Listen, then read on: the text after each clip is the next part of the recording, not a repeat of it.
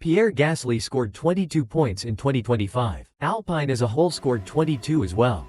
His teammate, 0. The team, 10th out of 10. And even so, at the end of the year, the team leadership kept repeating the same line. We are very happy, we are absolutely on plan. What do they know about the 2026 project that we are still not seeing? And more importantly, what can we measure right at the start of next year to find out if this is a serious rebuild, or just pure marketing? 2025 ends with Alpine at rock bottom. Last in the championship, 48 points behind 9th place, for a team that once won the world title with Alonso. And even so, inside Enstone, the message is the opposite of what the standings show. They talk about a spirit of sacrifice, about a laboratory for 2026, about a new car that is exactly where the roadmap said it would be. What is at stake here is not just Alpine's pride. It is the question that will define the team's next era.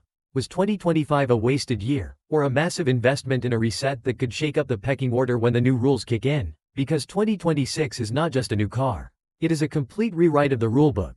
More emphasis on electric power. A minimum weight of 770 kilos, a different aerodynamic philosophy.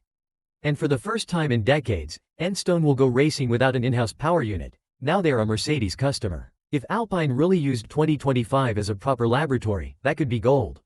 If it was just an excuse for a bad car, the chance of sinking even deeper is huge. On the surface, the 2025 story is simple. The A525 is born slow, heavy, difficult.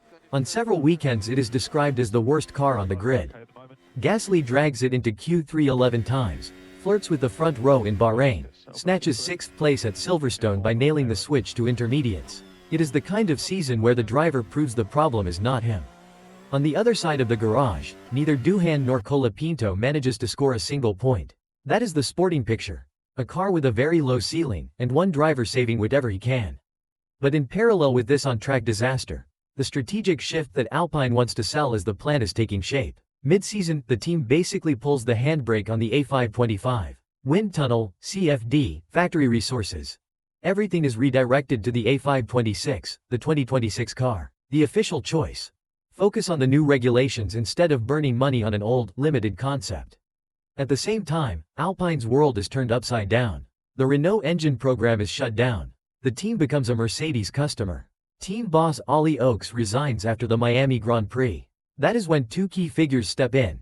Steve Nielsen as general manager, returning to the house of the 2005 and 2006 titles, and Flavio Briatore as executive advisor. This group starts pushing the idea of a year of sacrifice. In Abu Dhabi, Nielsen admits everything will be decided by the stopwatch, but he drops some important hints.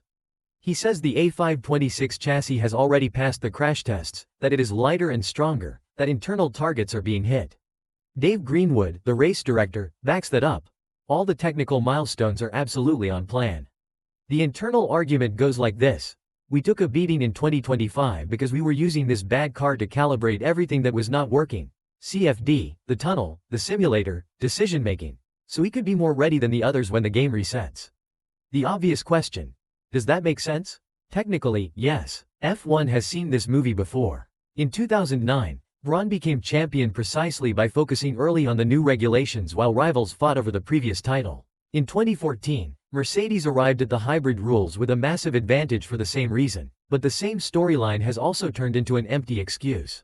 Williams spent a big chunk of the last decade talking about sacrificing Year X for Regulation Y, and never showed up at the front when those regulations arrived. What separates a sacrificed year that becomes an advantage from one that becomes a joke is always the same trio.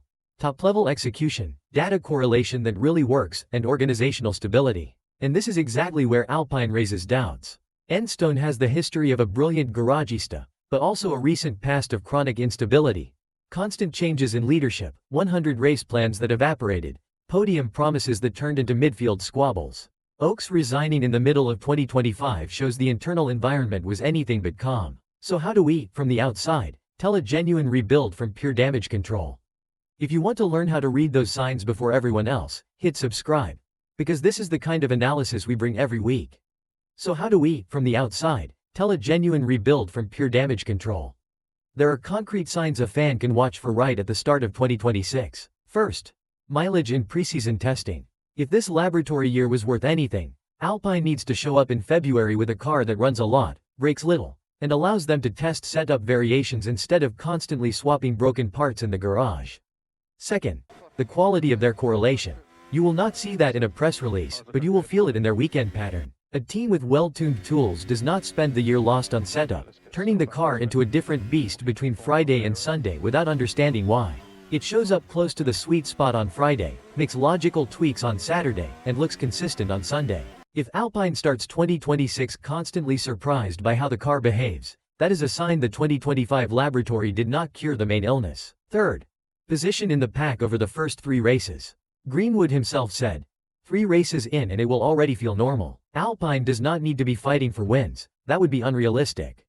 But if the reset worked, they have to be out of the Haas and Sauber conversation and fighting in the middle of the pack. If they are still nailed to the back, with a blue car knocked out in Q1 every Friday, it gets hard to sell 2025 as an investment. In the end, the uncomfortable reveal is this: 2025 was not just a sporting failure. It was a high-risk bet. Alpine burned through an entire year of credibility, accepted being humiliated as backmarkers, and spent internal capital saying, hold on now, because the big step comes with the new rules. If that step does not appear, they cannot sell the same story again in 2027. So if you are an Alpine fan, or just curious to see who will make the most of the 2026 reset, it is worth keeping a few questions in mind. How does this car behave in testing? Where is Alpine after 3 races?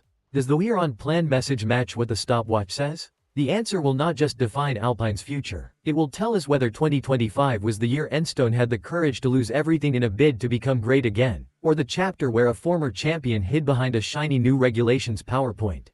On this channel, every rules reset becomes a technical breakdown, not an optimistic headline. We do not repeat what the team wants you to believe, we show you what the stopwatch says. If that resonates with you, subscribe, turn on notifications, and come along to find out whether this Alpine plan was brilliant, or just another presentation slide.